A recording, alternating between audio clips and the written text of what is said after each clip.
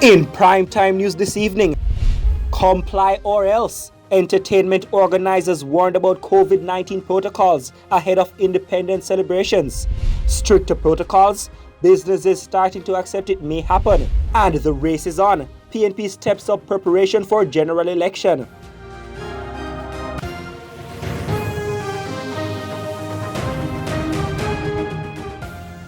Good evening and welcome to Primetime News. We're live on air and online at onespotmedia.com. I'm Herman Green. And I'm Janella Precious. Also this evening, the top business stories of the day, primetime sports commentary, E-Prime and weather. But before the break, the feedback question. Our question this evening: how do you plan to celebrate Independence Day? You can share comments online, facebook.com/television Jamaica and tweet us at Television Jam.